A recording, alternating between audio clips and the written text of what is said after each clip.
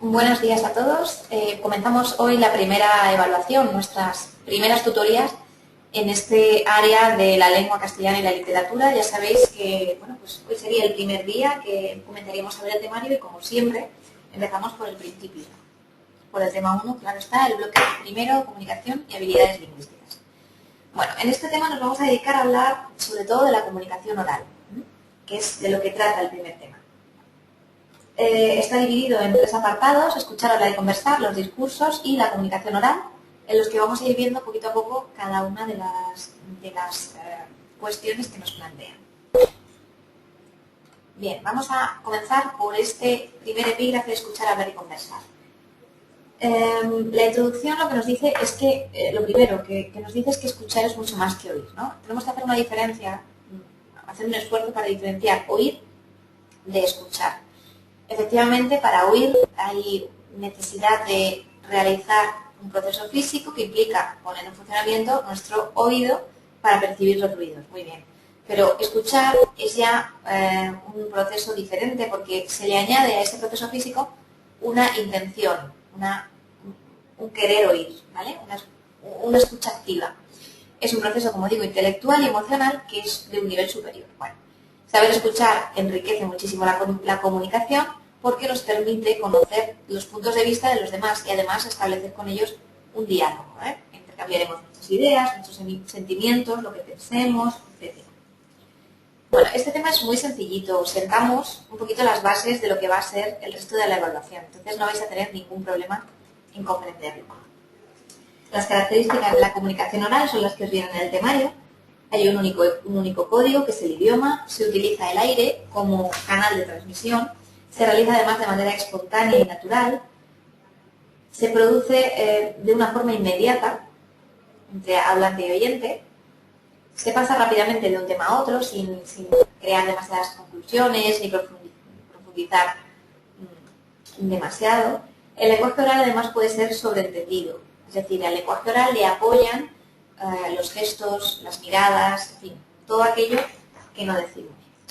Bueno, además debe ser clara, contar con los recursos no verbales oportunos, y gracias a la comunicación oral nos relacionamos con los demás y se ha creado ese proceso de cultura del que nos habla el temario. Bueno, antes de ver todo esto, vamos a ver el proceso de comunicación, porque creo que es necesario, antes de seguir adelante con el estudio del temario, comenzar a ver un poquito, recordar más que nada, para todos los que estáis en nivel 2, recordaos cómo es este proceso de comunicación. La comunicación es un proceso mediante el que una persona transmite un mensaje a otra. Esa es la definición más sencilla, la que podemos aprender sin ningún problema y la que nos va a servir para entendernos además cuando vayamos a estudiar. Para que se dé el proceso de comunicación debe existir un código que debe estar regido por una serie de normas o reglas. Además, hemos de tener en cuenta el contexto en el que estamos. No es lo mismo si estamos en una entrevista de trabajo que si estamos en una reunión de amigos. Los ruidos, ¿vale? El efecto del ruido también rodea o suele rodear al acto comunicativo, suelen acompañar a nuestros encuentros, a nuestras conversaciones, ruido, ya sea el paso de un coche, ya sea música, en fin, etc. Además, en caso de no entender, de no comprender algo, de no haber escuchado bien algo de lo que nos han dicho, podemos pedir que se nos repita el mensaje. O sea que, bueno, el proceso de comunicación es muy sencillo y lo conocemos todos. Para que se dé, tienen que haber una serie de elementos. Un emisor, en primer lugar, que es el que dice lo que se está queriendo comunicar. Otro es el receptor, que es el que recibe ese mensaje. Después tenemos, por supuesto, el mensaje como centro de todo lo que la comunicación es, porque es para lo que se está hablando, ¿no? Para comunicar un mensaje. Y después tenemos el código, que será la lengua española, el canal, que aquí pone contacto, pero nos referimos al canal, que es, en este caso, el aire. Cuando estamos hablando con otra persona, el canal que utilizamos es el aire. Y como ves, hay una línea que rodea todo ello, todos estos elementos, que es el contexto, que es lo que os venía diciendo antes, la situación comunicativa, el contexto situacional, que es pues, una reunión de amigos, una entrevista de trabajo, una clase, cualquier situación, ¿vale? Vamos a seguir adelante con el siguiente epígrafe, la comunicación oral. Bien. Atendiendo al canal, podemos hablar de dos tipos de comunicación oral. comunicación, perdón, oral y escrita. Es decir, si atendemos a el soporte aire, diremos que estamos hablando de comunicación oral. Si, por el contrario, vemos que es una comunicación a través de las nuevas tecnologías, un chat, por ejemplo, sería comunicación escrita. O, por ejemplo, un libro, una novela que estemos leyendo, sería comunicación escrita. Bueno, la comunicación oral tiene una serie de características que seguramente conocemos porque además las podemos deducir de nuestras conversaciones con los demás. Como decíamos antes, teníamos un único código, se realiza de manera espontánea, de manera natural, se pasa de un tema a otro constantemente, etc. Todo esto es importante, que aunque no lo sepamos de memoria, que siempre me preguntáis, ¿esto hay que aprenderlo de memoria? Bueno, sería importante que pudiéramos enumerar algunas características porque pueden ser preguntadas en el examen. Bien, seguimos. La comunicación oral, como nos dice aquí la página 12, es la más antigua manera de comunicarnos y ha resultado crucial para la creación de lo que hoy conocemos como cultura. Dentro de esta cultura, la conversación es la comunicación oral por excelencia. Es la base de nuestras relaciones sociales y es el medio más importante que tenemos para comunicarnos oralmente.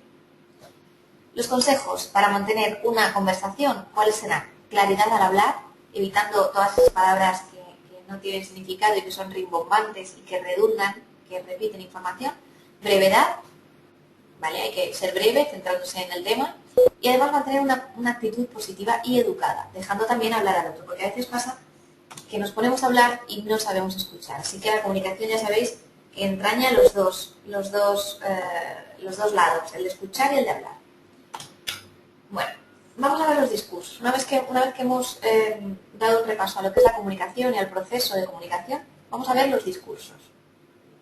Llamamos siempre discurso a la sucesión de oraciones que utiliza un emisor para expresar un mensaje, ¿vale? Un discurso no solo es ese discurso que da una persona ante un foro, un comunicador ante una masa de personas, o no es solamente discurso el que da un profesor a sus alumnos, no. Discurso es toda clase de texto, entendiendo texto no solamente escrito, sino texto hablado, para expresar un mensaje. O sea que cuando tú estás contándole a un amigo lo que te ha sucedido ayer por la tarde, es también un discurso, de otro tipo, pero es un discurso. O sea que cuando hablamos de discurso, saber que tenemos que estar refiriéndonos a todos los discursos posibles. Bueno, aquí tenemos una tabla en la página 13 enorme y que siempre igual me preguntáis, ¿esto hay que aprenderlo de memoria? Pues no, vamos a dejar un poquito las cosas claras y así vamos entendiéndonos para el examen. No hace falta que lo estudiemos de memoria, sería absurdo que estudiemos de memoria este cuadro porque no nos va a servir, no va a tener una utilidad realmente grande, ¿vale? ¿Qué vamos a hacer? Vamos a hacer un estudio inteligente, como siempre digo, y vamos a intentar leerlo y hacer un trabajo con él de comprenderle, ¿vale? Básicamente. Es decir, sabemos que según el canal vamos a pensar qué dos discursos puede haber, oral y escrito, no puede haber más, ¿vale? O se habla o se escribe lo que se quiere decir, y ya está. Según las funciones del lenguaje, pues esto quiere decir que según la intención del hablante, o sea, si queremos informar únicamente de forma objetiva, sin dar opinión, será un discurso informativo. Si queremos expresar nuestros sentimientos, será un discurso expresivo. Cuando hablamos del apelativo, queremos estar pidiendo algo, etc. ¿Vale? O sea, vamos a ir desgranando todo este cuadro, pero aquí os dejo todos los tipos de discurso que los tenéis en esta tabla. No hay que aprenderla de memoria, pero hay que tenerla presente. Esta hojita, como tenemos archivadores, podemos tenerla presente porque nos va a venir bien recurrir a ella cuando tengamos un texto delante, ¿vale? Bien, según el libro, vamos a ver los tipos de discurso atendiendo a una variable. Como os he dicho, según el canal teníamos oral y escrito. Según las funciones del lenguaje, es decir, a qué función hace referencia el hablante, tenemos, como decíamos, informativo, expresivo, apelativo, que de esos tres ya hemos hablado. Instructivo es aquel que su nombre indica, da instrucciones, ¿vale? Un manual de instrucciones de cómo usar una lavadora sería un discurso instructivo. El fático, queremos llamar la atención del que nos escucha, y el metalingüístico nos hablaría sobre la propia lengua, por ejemplo, un diccionario. Además, el poético, como ya sabéis, y su nombre indica, sería el que busca el placer estético. Bueno, Según la intención del hablante, podía ser literario o no literario. Un discurso literario es todo aquel que pretende la belleza del lenguaje y que además lo hace teniendo en cuenta que va a ser un lector el que escuche, el que lea ese texto. El discurso no literario puede ser cualquier texto que hacemos nosotros en nuestra vida diaria. Una carta a un amigo, un email, etc. Bien, según el modo de construcción, es decir, según la forma que le vamos a dar, el discurso puede ser familiar si tiene un tono distendido, puede ser formal si se aviene a unas reglas muy estrictas, técnico o profesional si utiliza un lenguaje propio de una profesión, regional si tiene las particularidades regionales de un habla en concreta, o rural, que bueno, aquí hay muchas variantes y hay mucha discusión sobre lo que es el discurso rural, pero bueno, es aquel que tiene léxico propio de la clase rural. Según las variaciones del lenguaje tenemos discurso familiar, discurso formal, técnico, profesional, regional y rural, o sea, igual, ¿vale? Estamos hablando de lo mismo, entonces repetimos esta información, pero con que la estudiéis una vez es suficiente. Bueno, vamos a seguir viendo nuestro tema. Como os digo, es algo que tenemos que saber, pero que tampoco tenemos que estudiarnos de memoria. En esta otra diapositiva vemos, según la relación con el referente, puede ser un discurso de ficción o de no ficción. Según el esquema lógico, puede ser un discurso problema-solución, tipo ensayo. Según el modo de construcción, puede ser familiar. Según la elaboración, espontáneo o elaborado. En fin, hay muchísimos tipos y no quiero que os entretengáis ni que os mareéis con tanto tipo de discurso. Simplemente deciros que lo leáis tranquilamente, que intentéis comprender los ejemplos que se os dan y ya está. No quiero que os entretengáis en esto ni os agobiéis con este tema, ¿vale? Volvemos a la comunicación oral. Bueno, la comunicación oral conforma la siguiente parte del tema y esta comunicación oral de lo que nos habla es, en este caso, de la formal y la informal. Son dos tipos. Con el nombre simplemente ya sabéis de lo que estamos hablando. La formal es aquella que evidentemente utilizará un estilo más elaborado y un lenguaje más cuidado. Más vocabulario, palabras diferentes, bueno. Es un tono, digamos, que entendemos como culto o formal. Aquella que es informal es la que utilizamos cuando hablamos de un modo coloquial, con nuestros amigos en una conversación distendida, ¿vale? Los ejemplos de comunicación oral informal más apropiados serían la conversación, la confidencia y la tertulia. Los de comunicación oral formal, aquellos que sí que tienen unas reglas, serían el noticiario, la confidencia o el debate, ¿vale? Bien. Características de la comunicación oral informal y la de la oral formal. Cuando hablamos informalmente, ¿qué hacemos? Pues repetimos ideas, utilizamos muletillas o frases hechas, refranes incluso, hay poca variedad en el vocabulario, repetimos las mismas palabras, tendemos a utilizar frases cortas, frases simples, con un solo verbo, y a menudo no las acabamos, ¿no? Damos por hecho que el final lo entiende el interlocutor a través de nuestros gestos, de nuestras miradas, de la expresión de nuestro rostro, y como digo, repetimos palabras además de ideas. La comunicación oral formal ya tiene unas normas, ya ha sido estudiada, es premeditada, digamos, tiene un plan, con lo cual hay una correcta pronunciación, hay un adecuado y variado vocabulario.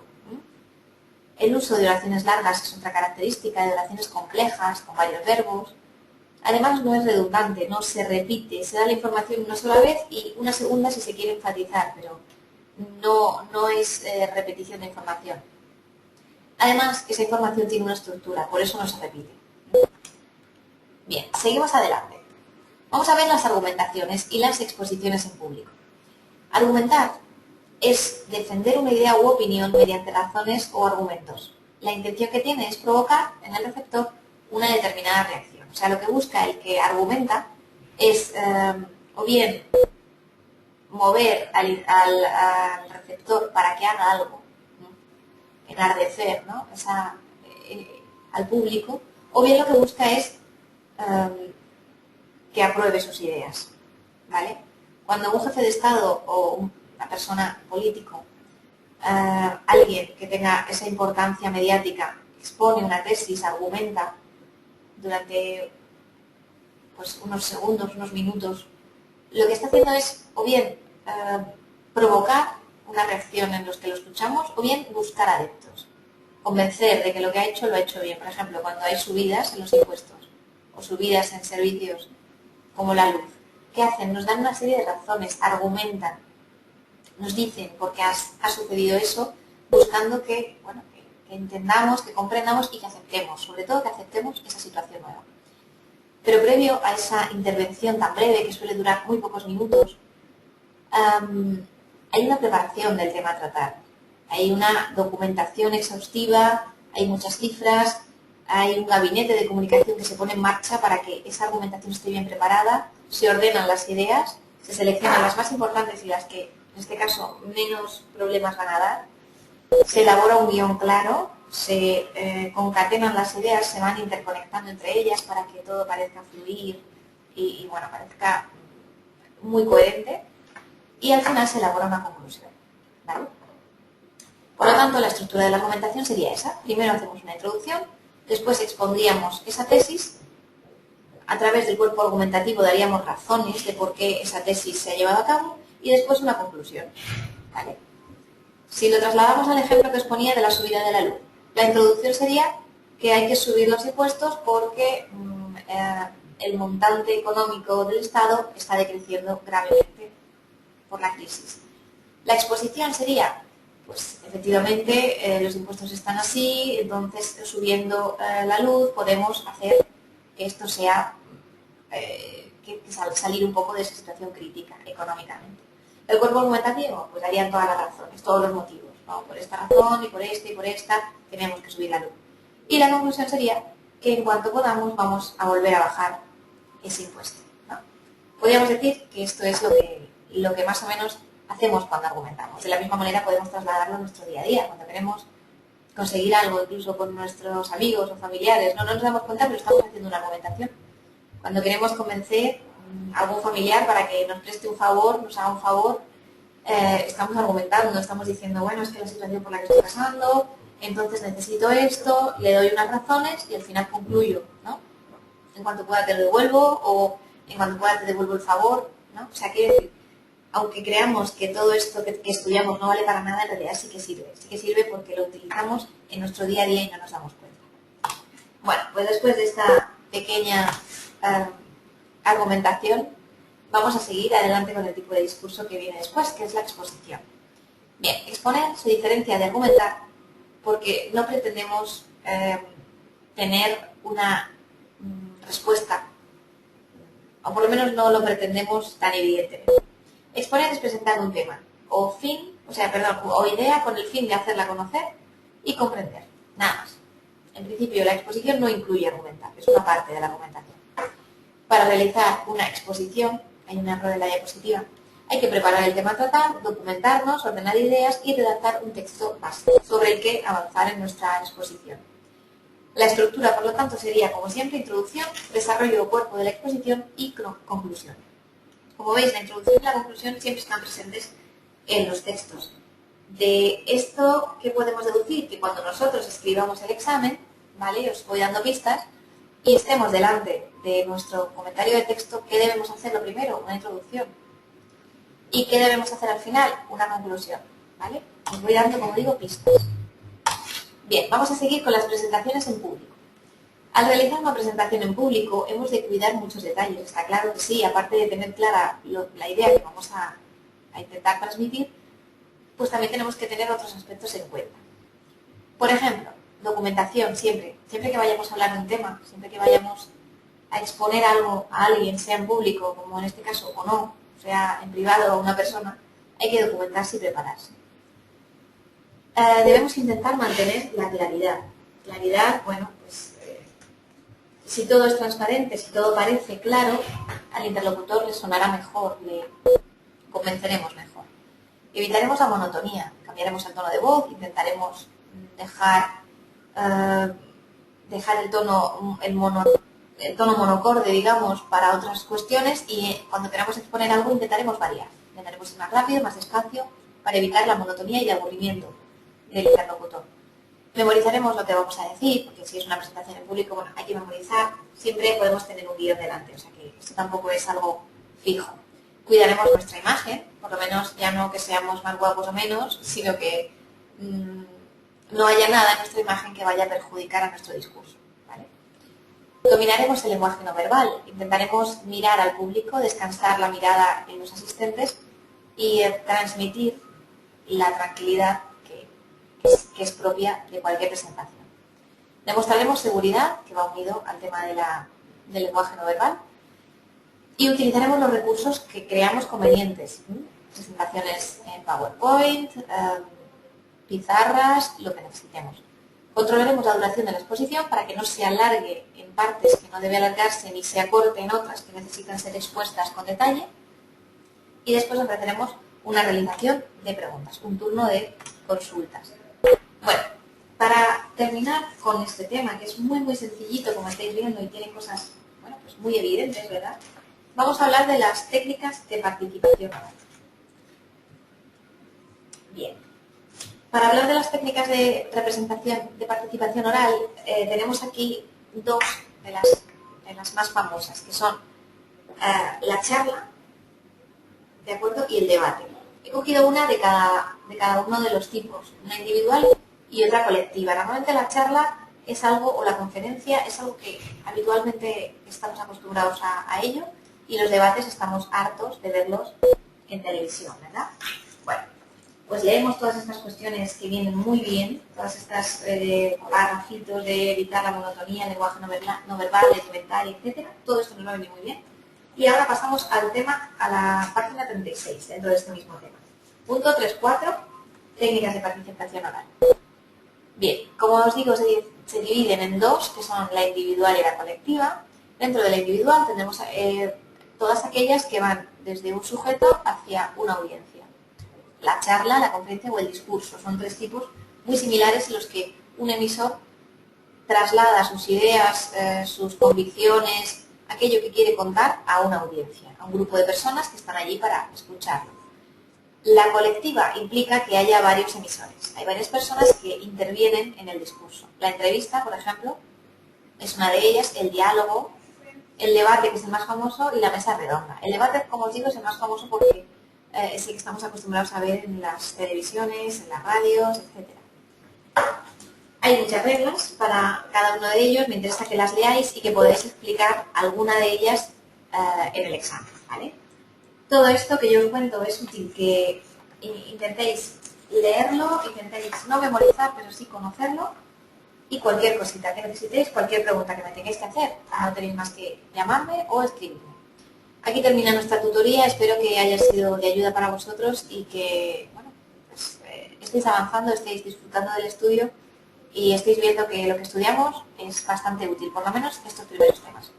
Muchas gracias y nos vemos en la siguiente tutoría.